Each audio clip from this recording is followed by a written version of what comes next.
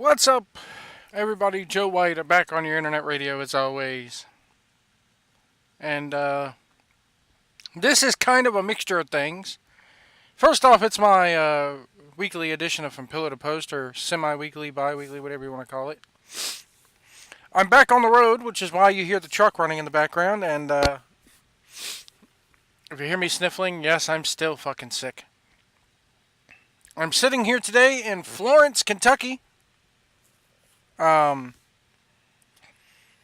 Dropped off a load in Cincinnati last night. There was nowhere to park in or around Cincinnati.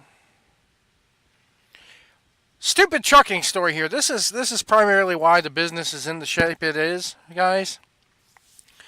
The majority of your truck drivers are Fox News watching, Trump supporting Republicans.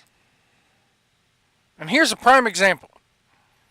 Now, before you go getting on your high horses there, Republicans, let me tell you this. I am neither Democrat, I'm neither Republican. I'm sick of all of you. I'm sick of Democrats, I'm sick of Republicans.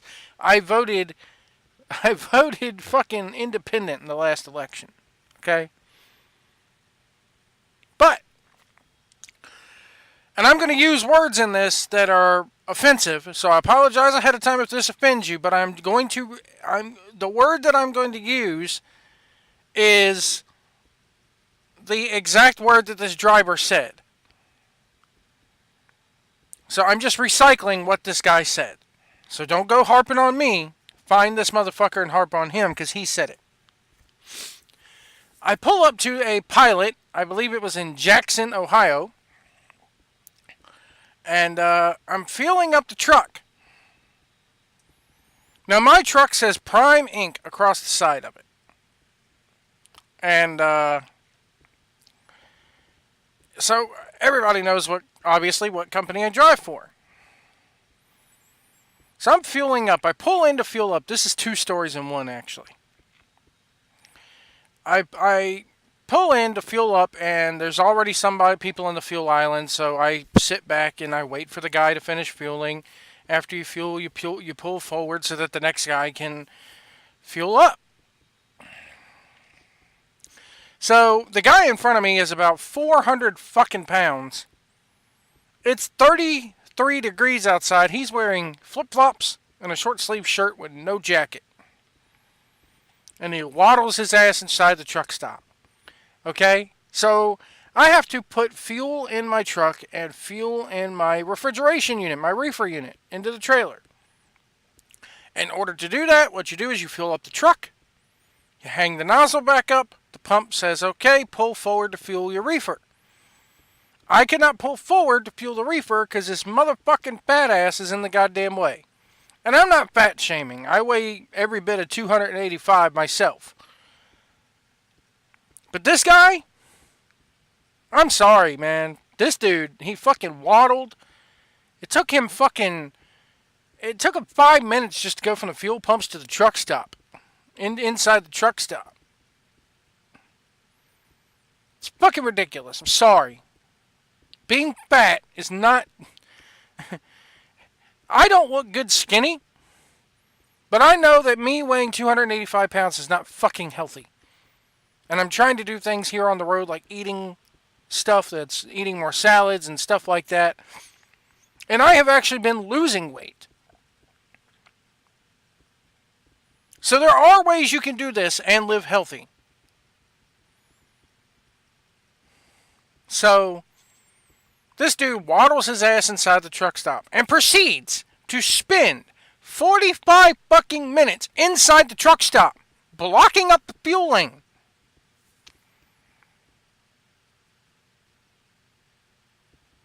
This truck stop happened to have a Moe's Southwestern Grill. I love me some Moe's. Shout out to Moe's. I like Moe's better than I like Chipotle. They're fresher ingredients. You ain't got to run the risk of getting poisoned when you go in the Moe's.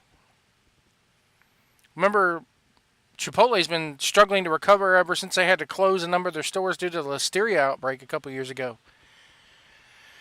But anyway, while I'm waiting for this fat motherfucker to get out the goddamn truck stop, I'm fueling up the truck. Now, I cannot hang the main pump up because if I hang the pump up, it's going to tell me to pull forward and do the reefer. I can't pull forward and do the reefer, so therefore the pump is going to time itself out. I'll have to redo a whole new transaction. I don't want to do that, so I leave the pump sitting in the fuel tank, and I'm waiting for this 45-minute badass to get out of the truck stop. This motherfucker, I went in and ordered a quesadilla and a rice bowl from fucking, okay? So I come out with one bag. This motherfucker, I'm not kidding you, when he finally got out of the truck stop, came out with 2 bags full of food. Come on, man. Come on. But Joe, you don't know what he got. He could have gotten a salad. Still, you don't need to order, even if he got salad, you don't need to order 4 fucking salads. Dude, have some control and some restraint. Anyway. Joe's fat shaming. No. There's a difference in fat shaming and pointing out the fucking obvious. And this dude, he's fucking stupid. Sorry. I'm fired up today, folks. I don't care. SJWs, be aware, because I'm going to attack all of you today. Fucking motherfucker. Anyway. So as I'm waiting for this motherfucker to get out of the truck stop, I'm still filling the truck. This guy pulls in next to me at the other fuel lane. And I guess he saw the big orange Prime ink on the side of my truck because he leans over into my lane and goes, Hey, you know that Prime? His fucking Southern Republican prick. You know that Prime? I heard they hire a lot of faggots. That's what he said.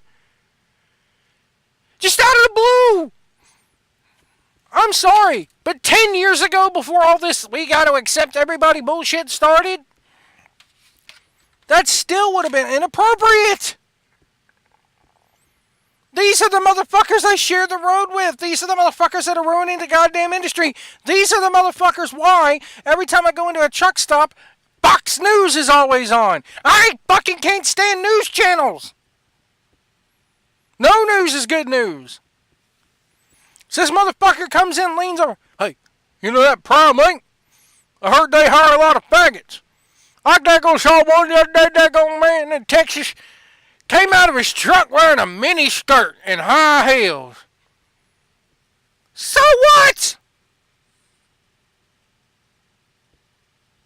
God damn it, man. And people wonder why this country's in the shape it's in. I looked right at the motherfucker and I was like, dude, let me tell you what. I looked at him and this is what I said. I said, dude, I don't care what the motherfucker is, what he sucks, what he fucks, what he wears. I don't care about them.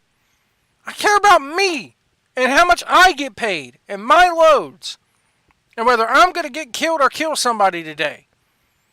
Well, that's fair enough, but I don't think they need to be hiring so many faggots. Every time he said the word faggots, he had to accentuate his voice too. Faggots! You motherfucker. Go back under the rock you've been living in the last goddamn 20, 30 years. I've been doing this business for 20 years. I've never seen so many faggots out on the road. That's what he said. Fucking stupid ass bitch.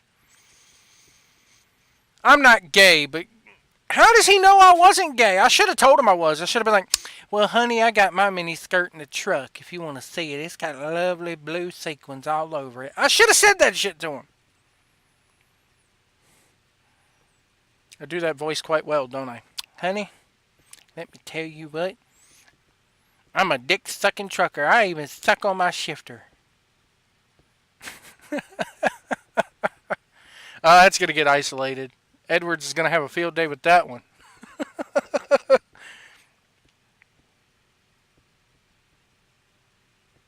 Anyway. These are the motherfuckers that are ruining this industry. These are the motherfuckers that are ruining this country. These are the people that are in the reason why we're on the brink of a goddamn civil war, in my opinion. Because people just can't keep their mouths shut. People just can't keep their opinions. Their little opinions. They gotta share their opinions. Well, Joe, you're doing a podcast. Guilty as fucking charged. But still, you know what I mean, folks. What's that your mama always told you? If you ain't got nothing nice to say, don't say it at all. Stupid fucking bigot. So I can't. I'm sorry, man. I can't stand that shit. That closed-mindedness. That fucking, you know. He just openly came up. I don't know this guy from Adam. He just leans in. Hey, I heard they hire a lot of faggots. I don't care what they hire. How does this guy know I am not gay? He doesn't. If it would have been a gay guy this day and age sitting next to him, the dude probably would have gotten a fist to the face.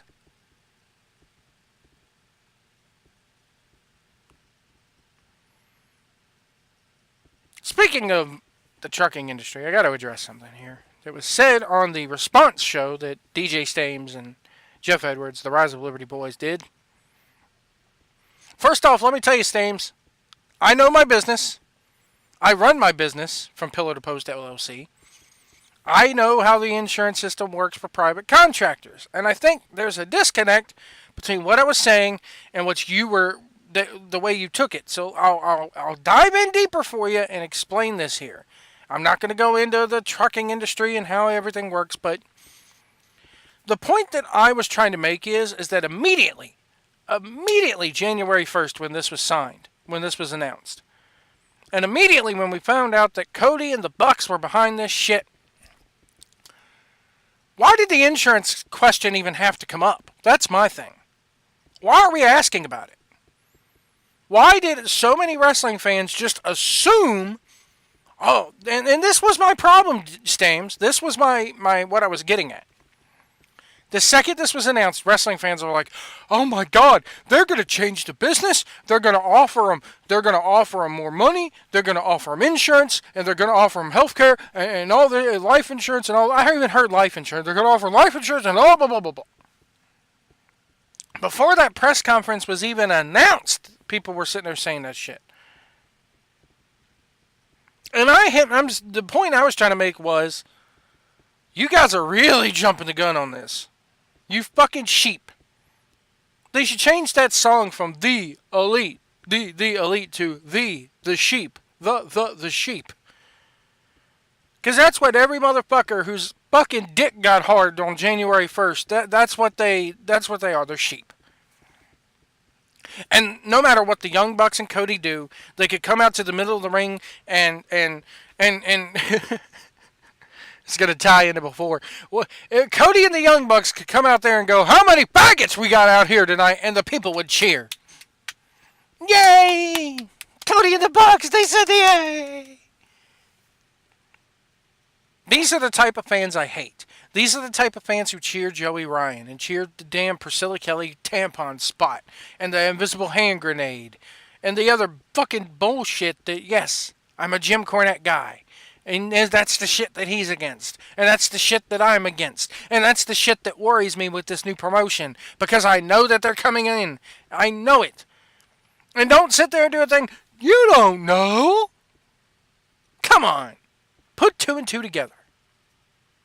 The motherfucker was at All In. He was only on All In. Joey Ryan was only on All In, man, for about 2 minutes. True. But they did about 6 months of fucking build-up on being the elite for this motherfucker. Where he was dead and his penis was broken. And the penis, it's all about the penis. Has that famous episode of Beavis and Butthead. Remember that episode where they couldn't laugh? And their fucking gym instructor is getting them in sex ed. And he looks at him and he goes, "Today, Beavis, Butthead, we're going to talk about the penis. We're going to talk about the vagina. We're going to talk about intercourse. Does that make you want to laugh, Butthead?" And Butthead's just sitting there covering his mouth trying not to laugh. It was the greatest. Oh, man. But anyway, getting back to my point. I don't want to see that shit. And they did about 6 months of build-up for that shit. That's what you don't understand. Yeah, he was only on the pay-per-view for what, 5 minutes? The dancing druid penises and everything like that. But they hyped that shit. Which means they endorsed that spot. Which means they're probably going to sign this motherfucker once he gets healthy, and if he could get out of his Lucha Underground contract, which I think he may already be.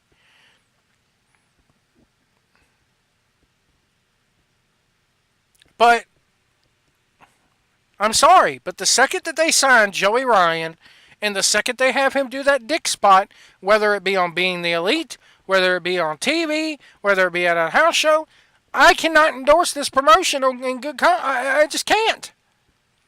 Well, Joe, it's the three-ring circus analogy. Yeah, but man, the goddamn clowns at the circus isn't. They're not gonna pull a fucking goddamn dildo out their tights and start sucking on it in the middle of the fucking ring. They're not. The male clowns aren't gonna start pulling tampons out of their fucking thing. Oh, look, see the string, boys and girls? No. Well, Joe, it's a target. It's not your audience. You got to get your audience. You don't know what audience they're marketing to. They're marketing to the adult audience. Even as an adult, I don't want to see that shit. I don't want to see you flipping people with your dick. I don't want to see you fucking pulling tampons out of your shit. I don't want to see it. It has no place in this business. Comedy can be one thing, but that's just fucking crude. It's just fucking pointless. It's fucking stupid. It has no place in this business. So we've addressed the dick spot. We've addressed the healthcare. Another thing I want to get to with AEW. And I watched the newest episode of The List and Your Boy that they do over on Fightful. I kind of like that show, even though Sean Ross Sapp, he's a southerner like me, okay? He lives in Kentucky. But he got rid of a southern accent real quick. What is it with people getting rid of their southern accents? I mean, I really can't stand mine, but I don't have a choice. I'm not going to go out of my way to take language classes or whatever and get rid of it. Alton Brown is from the famous chef. Is from Atlanta. And he even said, I had to get rid of my southern accent for TV. Why? Anyway. I like the guy who does the List and Your Boy with Sean Ross Sapp. Jimmy Van, I think his name is. He's a Canadian guy. I like him. I kind of ignore whatever Sean Ross Sapp is saying. Because Sean Ross Sapp, to me, has one of those faces. Like, when you see this guy, he's not a bad-looking guy, but he just has one of those arrogant fucking looks about him where you just want to walk up and just smack the shit out of him. You know? Anyway. Some of you might want to walk up and smack the shit out of me. What do I know? But Jimmy Van addressed some concerns that I find very, very valid. And it ties into, again, what DJ Stames and AC, or Jeff Edwards. Have I said AC this entire time? I'm sorry, Jeff. I'm recording this at 7 o'clock in the damn morning at a rest area in Kentucky. It's early. Anyway.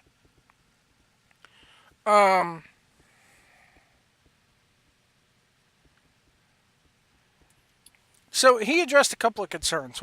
The main concern was too much money being thrown out there too soon. You've signed Pac. Now, granted, we don't know, before everybody, you don't know what kind of contracts they signed.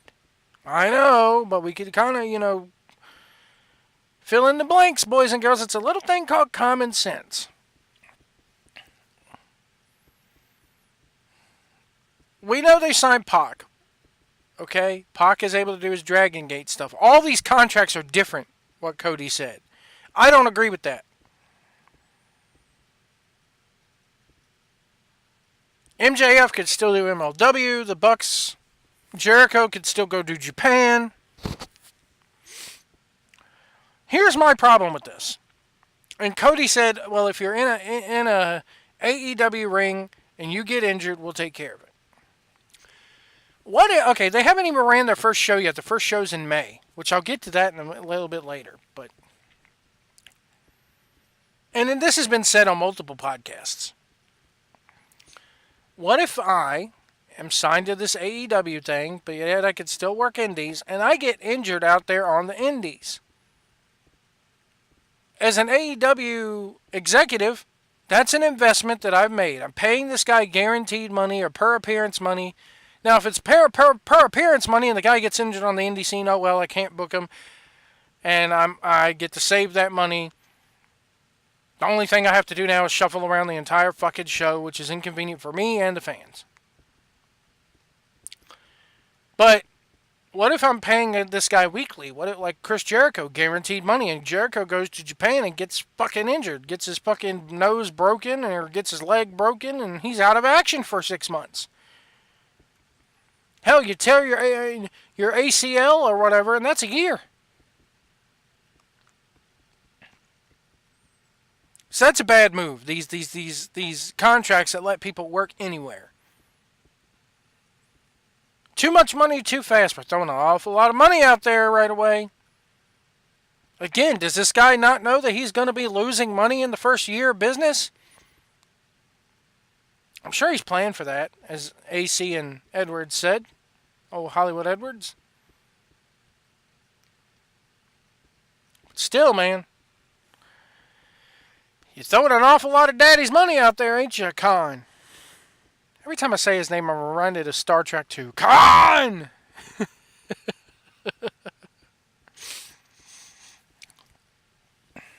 But man, another thing.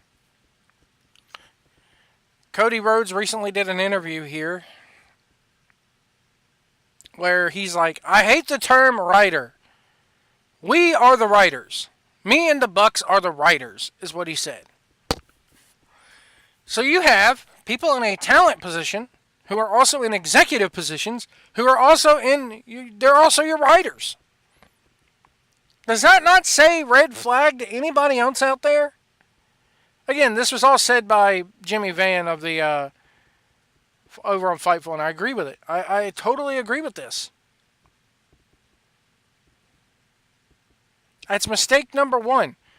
Another thing that Jimmy Van pointed out, that I pointed out on my podcast, I think I did, was that right after the All-In press conference, they had a lot of press come up and question individuals and everything like that. One of the things that Mr. Khan, old Money Mark Khan, said was, I don't have any free time, between the Panthers and my football club, my soccer club over in England, and I also run this development business up in Boston. I don't have any free time.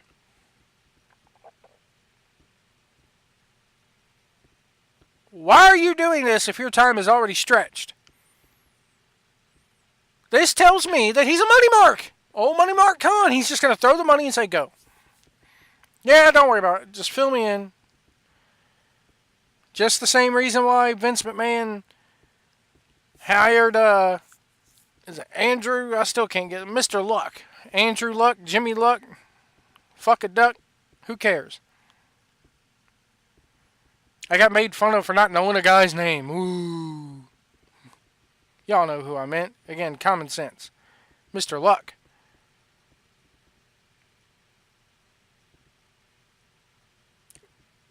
And, so if this guy, the Cody and the Bucks are this guy's Mr. Luck. But then he says, I will be involved and blah, blah, blah, blah. Dude, you just said you don't have no time in the day.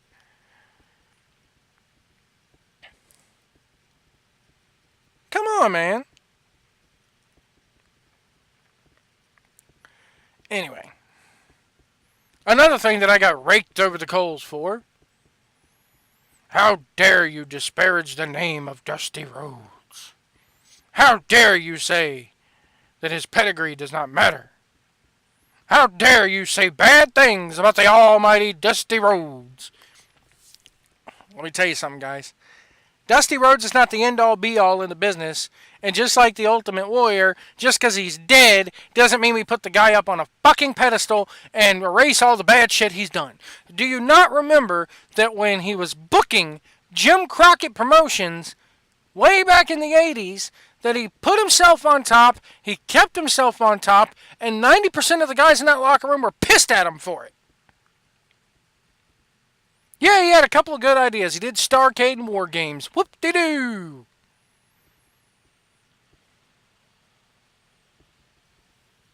Yeah, he's a good booker. He drew a lot of money, but he put himself on fucking top and pissed off almost everybody in the fucking locker room for it, especially Ric Flair back in the day.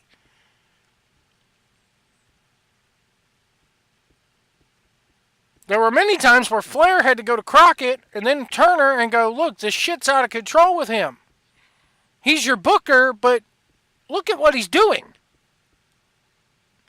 The Four Horsemen almost had to do a mutiny to fucking Crockett and then Turner because of Dusty Rhodes' booking.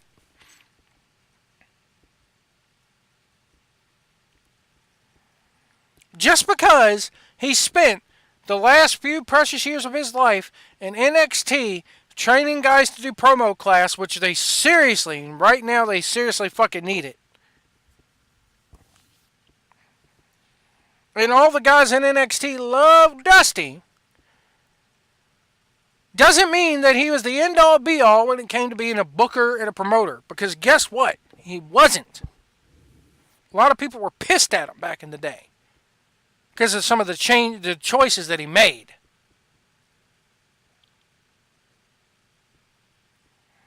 Give me that shit. How dare you despair the name of Dusty Rhodes?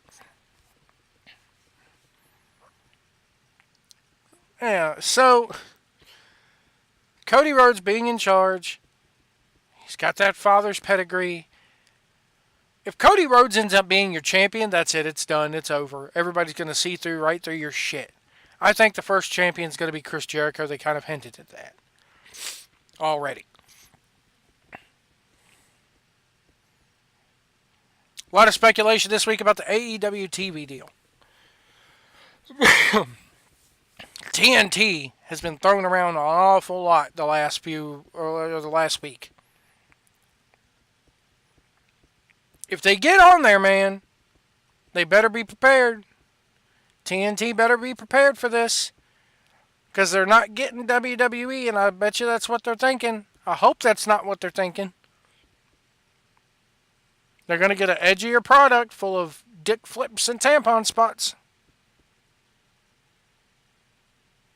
Joe, you come off ignorant when you classify the whole promotion that way. Sorry. One drop of oil can ruin the fucking drinking water. One bad apple spoils the bunch.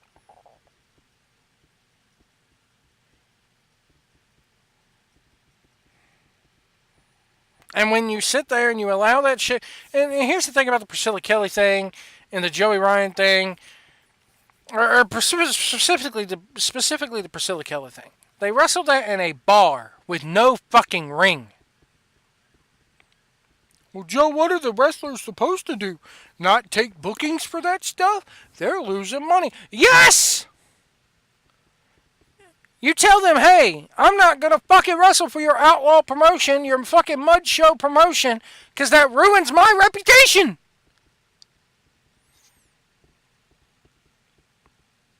Fuck! I'm fired up this morning, folks. I really am.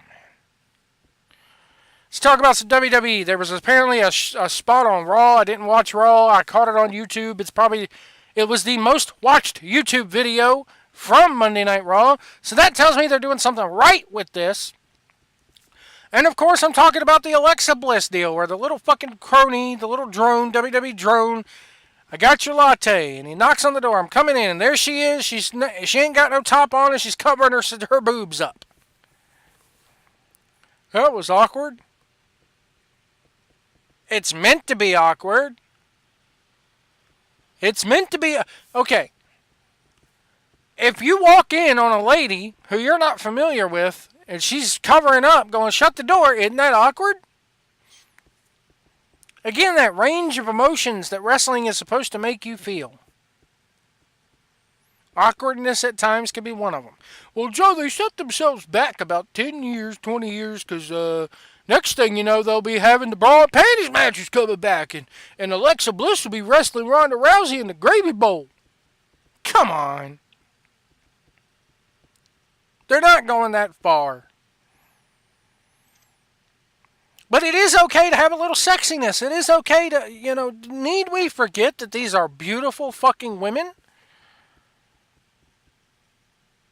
But they could have good matches like the men. Wrestling knows no gender. Okay, then have them wrestle the men.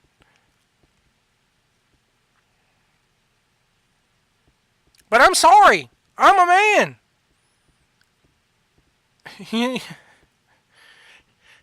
I read online. Can you imagine the 7-year-old kid who saw that running and telling his mommy that he almost saw Alexa Bliss's boobies? Okay. Your target audience for wrestling is men between the ages of 12 and goddamn 50, I think, at this point. Here's the thing, guys, come here. Just get in close to your computer. I'm going to whisper this in your ear. Men like boobies. It's okay to like tits. It's okay to want to see a woman's tits. Hell, I wish we would have seen Alexa Bliss's tits Monday night. Need we forget that I think a year ago she spent a month or two out of action because she went and bought new boobies? New breasticles, if you will. Some tig old bitties, to quote Friday.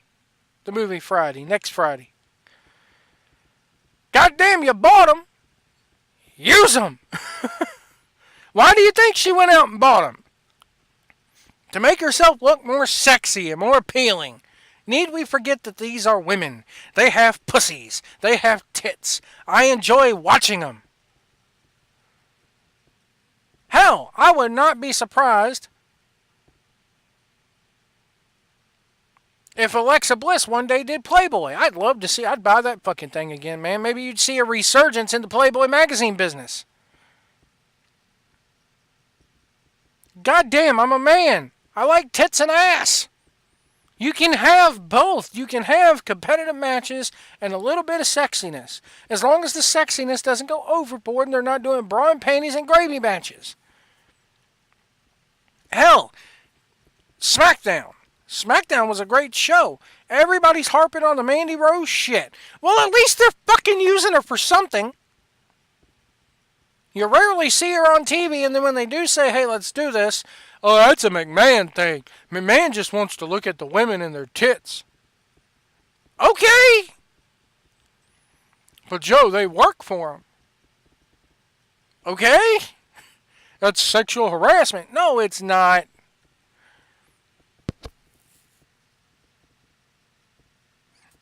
Need we forget that Mandy Rose on Tuesday night when she was in that hotel room with Jimmy Uso, when she undid the robe to reveal her lingerie, oh, we saw her in her bra and panties. Oh, God damn it, pal. I love it. Have you seen her ring gear? She wears less in the ring. Motherfuckers. We all harp about how we want the Attitude Era back, and they give you a little bit of that Attitude Era shit. And oh my God, we're offended. You stupid fucking marks. They call me a mark. I'm proud to say I'm a mark. I'm the right kind of mark. I'm the mark that wants a little bit of, sexiness and a little bit of but a good wrestling at the same time and not no bullshit storylines. Now, granted, the whole Mandy Rose come to my hotel room thing while you got a camera in your face, that was ridiculous. That was fucking stupid. That had no place on the show. Unless you were going to do it like, here's what they could have done. Hey, come to my hotel room. Here's the key. What are you going to do, Os? I don't know. You never mention that shit again. The next week, just show the photographers photos and say, here you go, up on the Tron, this is what happened.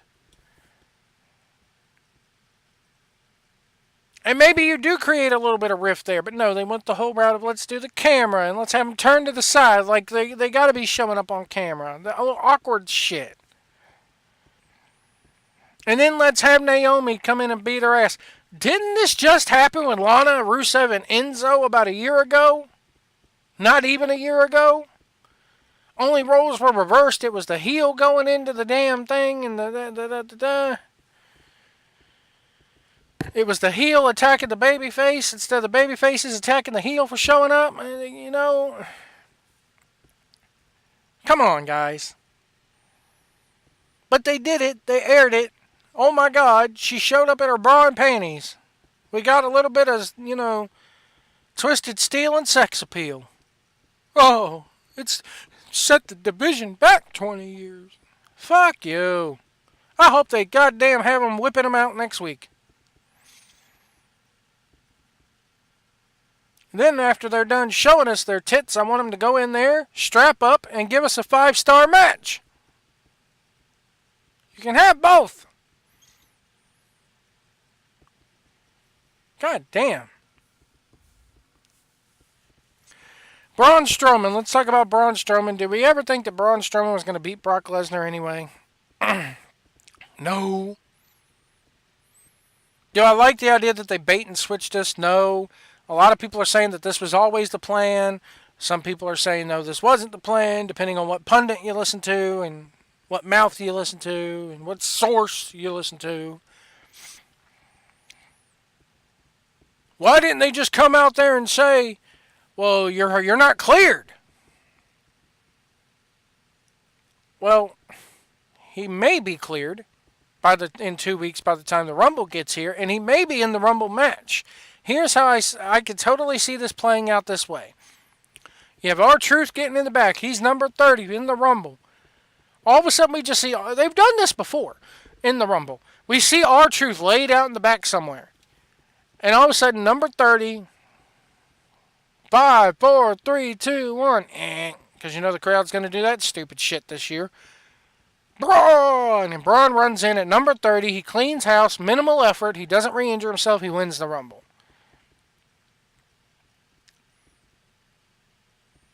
Do I like the way they did it? Yes. I like the fact that they put Elias. They always call Elias the troubadour of the WWE. They made him be a troubadour last Monday. From what I read. I kind of like that idea.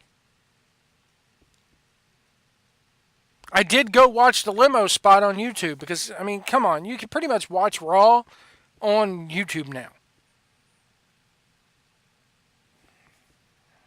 And not even have to give them a ratings point. So, again, I have no problems with the bait and switch. Finn Balor's not going to beat Brock. It's going to diminish. I hear all these sheets. They're building Finn Balor up for something. They're building him up. They're finally putting it. Why? So they could beat his ass back down. That's why. So,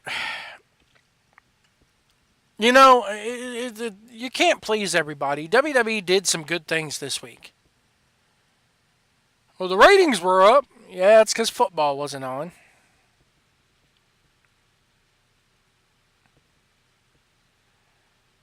So, anyway. That was some shit that went and happened to me this week. My response to the response, and plus a little bit about what WWE is doing currently.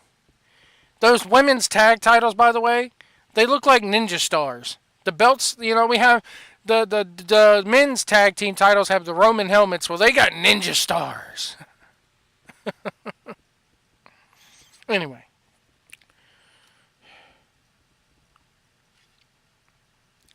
The NXT call-ups that they're doing. Why are they debuting these guys all at once? You know what that tells you? They didn't have any plans for them. They panicked. They want new stuff, so let's call up this, and this. What are you going to do with them when they get there? I don't know. I'm sure the writers could do it, but Vince just doesn't see it, because Vince isn't the crotchety old man that needs to retire. I do like the heavy machinery, what they're doing with Otis. The other guy, his partner, I can't even remember his name because he's an afterthought, and these two, once they split up, he'll never be seen again. Otis coming out there Monday night, gyrating, and pretty lady, that came off kind of pervish. After all, we did just see her kind of half naked. So that made it more awkward to some people. The thing Tuesday about the protein shake, I did watch SmackDown. SmackDown was a good fucking show. Aside from the Mandy Rose shit. That Andrade Cien Almas, which, oh my God, people flipped their shit over that. People flipped their shit. They dropped the Cien Almas. Why did they gotta do this with everybody? What's in a name, guys? Really? Anyway, him versus Mysterio, fucking amazing. That's the match right there that I like to see out of two luchadors. Because, yes, it had the flippity-flappity-flippity-flu, but it also had good storytelling. They didn't do too much of the flippity-floppity-flu. They did have some ground game and some actual wrestling.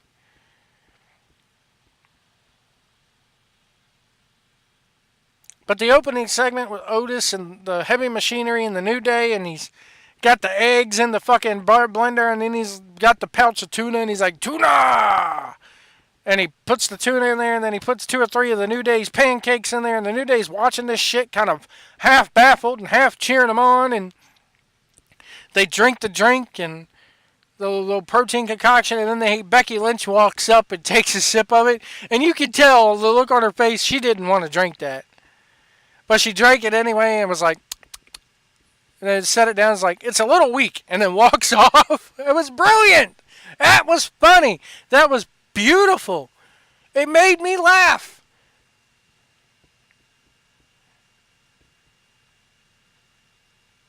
But Joe, you're just a WWE mark.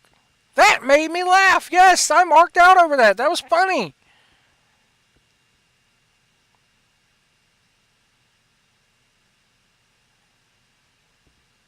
But anyway, SmackDown was a damn good show. Being the Elite, we got to talk about this because this is how you guys are sheep. I'm already saying it. The sheep. You are sheep. The sheep. You are sheep. Getting your pins, y'all. You sheep. Anyway.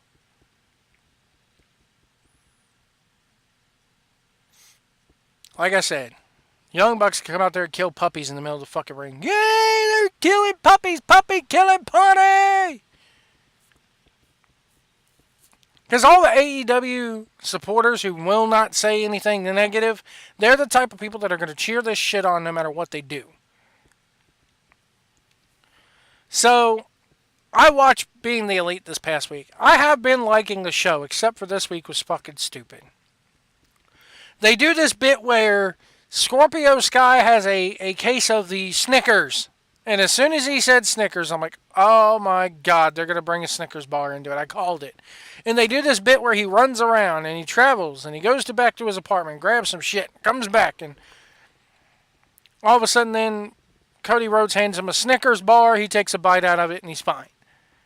Already, right after that aired, the sheep. The sheep. The sheep. Bah. Already the sheep. We're on Twitter. Does this mean that All In 2 is going to be sponsored by Snickers? First off, it's not All In 2. It's Double or Nothing. Quit calling it All In 2. All In is, if they were smart, All In would be like their WrestleMania. And they would do it next year, they would do it again in September on Labor Day weekend in Jacksonville and call that one All In 2. But the sheep are already out there. They got a new sponsor. They got sponsors. Oh my God, they got a TV deal. They got sponsors. The Snickers is sponsoring them. Oh, God.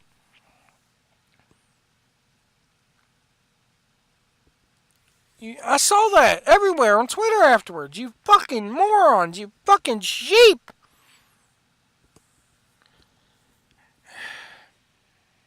Anyway, I've been going on for 45 minutes. I'm getting off here. All you sheep, go get in your pens and stay there.